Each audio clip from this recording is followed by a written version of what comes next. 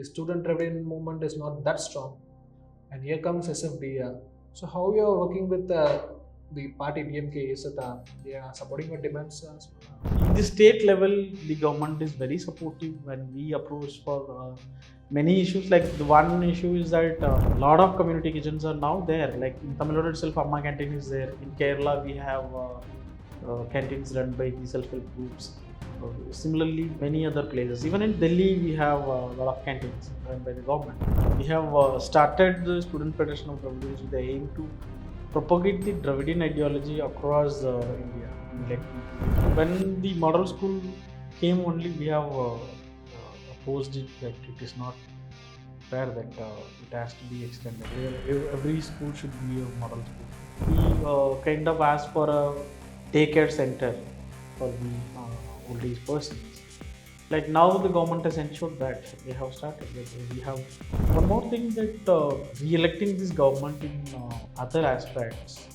If you look at the poor, who are the poor, you can easily figure out that mostly from STSC, OBC.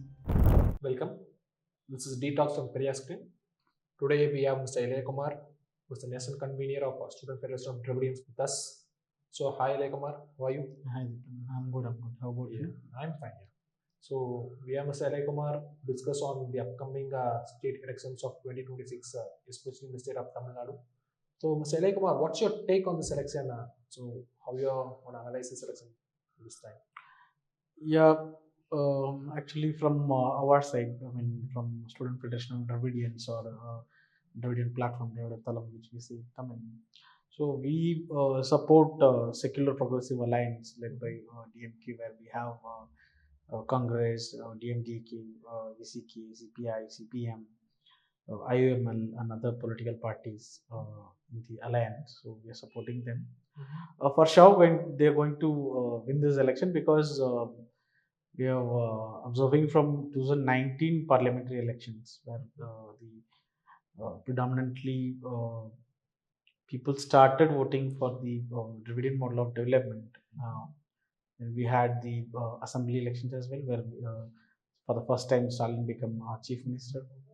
And now I'm sure for the second consecutive time, Stalin will be winning the elections by more than 200 assembly constituencies. We are going to win as an alliance.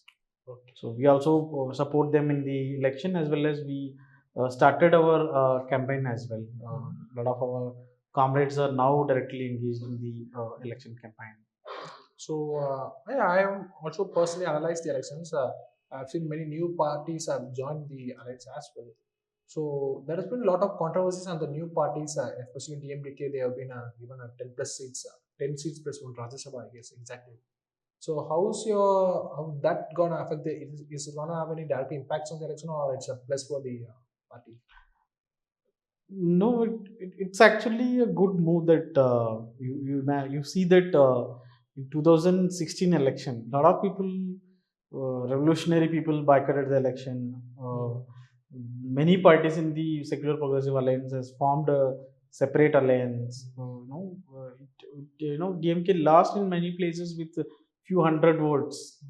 He lost. They would have formed the government, whereas then that was a one of the blunder in political history of Tamil Nadu, where these political parties formed by Makkalala Kutani, we say People Welfare Alliance, which created a kind of disaster situation in Tamil Nadu, which paved the way to NEET examination, or the now the rise in electricity bill, where Uday scheme has been signed.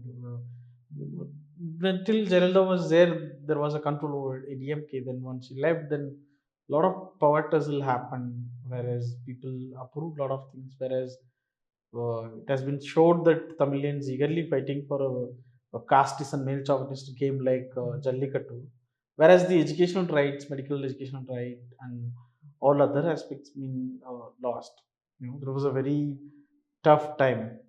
So we have observed that now this alliance kind of Stalin managed very well. He included as much as political parties into the alliance, because so that we can have majority which nobody can create a conflict in between, right?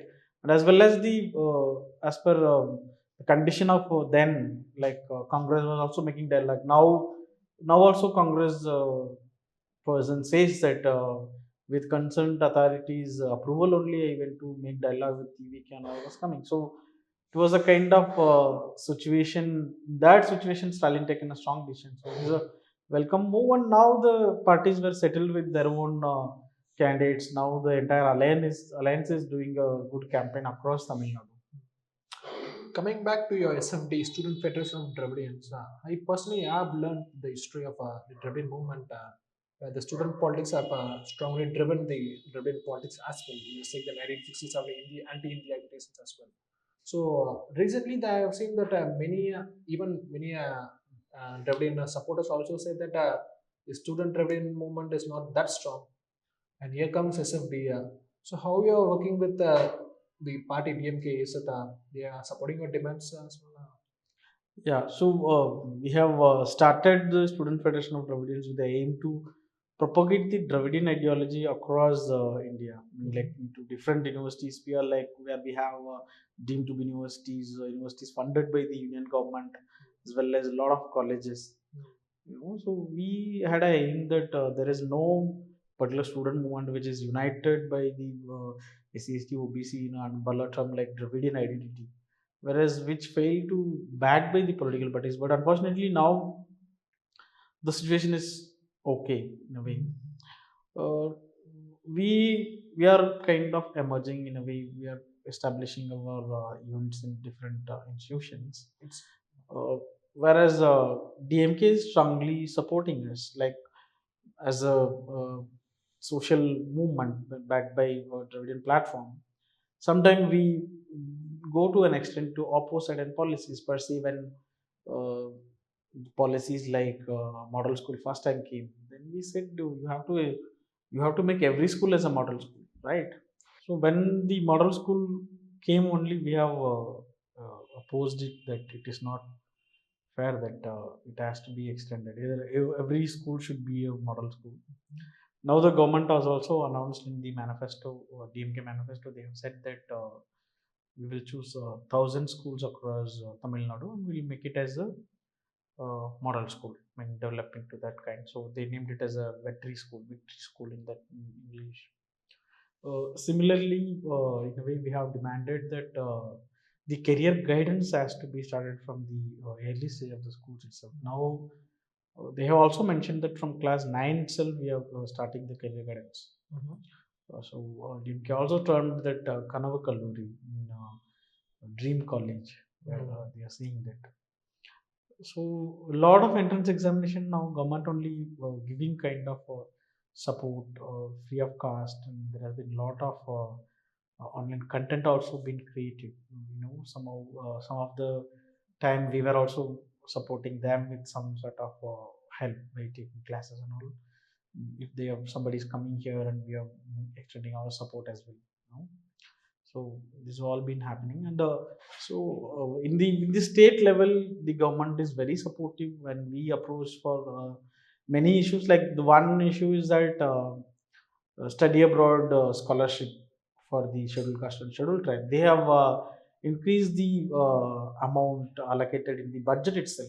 We have met the uh, ACST welfare minister, then was Ms. Kyle Willie, honorable minister, and then she ensured that the project will take it up. When Madhivan became the minister, then he taken it forward. He allocated a huge amount. Now, any student who enrolled in abroad, they will get a 36 lakh as a scholarship.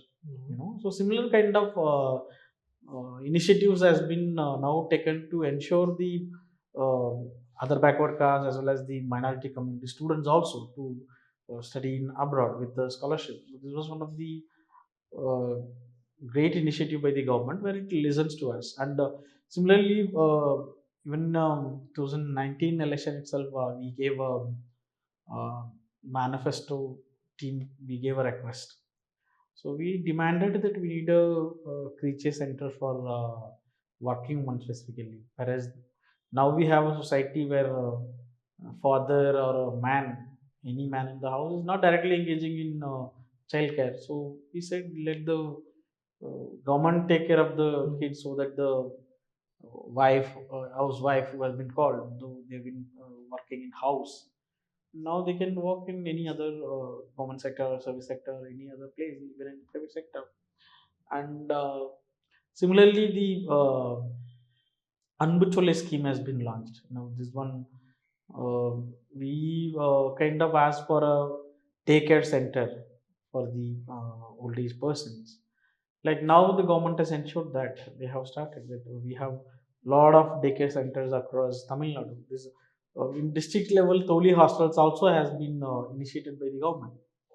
So apart from this, do you have any further demands? I guess if DMK believe they continue their reign after 2026, do you have any further demands on the government to implement such certain policies or to develop on what on your demands? What are they? Yeah, yeah. We for sure we have couple of demands to the government in larger level, where we are propagating Dravidian ideology. Through that, in those lanes, we have a lot of demands. Like perceive from the idea of demolished kitchen, we have done a statewide campaign in demand for a common kitchen, that in name of Kalaija. So when we organized our program, Dravidian Lifestyle Festival, even in that we invited the Deputy General Secretary of DMK, A. Raja, and we conveyed him that such model has to be initiated, because a lot of community kitchens are now there. Like in Tamil Nadu itself, Amma Canteen is there. In Kerala, we have canteens run by the self-help groups. Similarly, in Andhra. many other places, even in Delhi, we have a lot of canteens run by the government. So, which is actually in any college or university, the residential campus, their hostel becomes a community kitchen. So, similar kind of initiative needed, that we have. In this election also we have demanded for a similar kind of demands, which ensures the people to live a better life, dignified life, without any caste discrimination, or gender discrimination per se. One more thing, that re-electing this government in other aspects, if you look at the poor, who are the poor, we can easily figure out that mostly from STSC, OBC, the poor chunk of people who belongs to this category only termed as poor. Now you see that either free bus scheme for women, or the monthly stipend of 1,000 rupees, which honorarium government is giving. Now it's going to be doubled in a way, and similarly, this free bus policy also going to continue, and especially with the students as well. Now monthly 1,000 rupees stipend for a boy or a girl who is enrolling in their higher education. So they are also been getting benefited of this. Now almost these all monetary benefits going to increase. So in a way, direct money to the poor is going to be very better option, that rather than giving as a product. Always Modi or anybody in the Union government, they blame that this Revdi culture or free culture has been planted across country. That that too very specifically when it comes to Tamil Nadu, they don't give funds, but they mainly say when government come with a welfare policy, that is a freebies, Revdi culture or something like that. Now they are saying that we will give 3,000 in West Bengal. Now it doesn't seems like Revdi culture for them. So it's a welcome move. However, I mean, Tamil Nadu has created such situation. The unpaid labor by women in the household has been now counted. It has to be extended. I mean, the amount which has been paid also to be increased. So it's a welcome move. That is also one of the place where we support the government, the present DMK. It's very nice to hear, and thanks for sharing your thoughts. Thank you guys for watching. Let's meet in next video. Thank you. Thank you.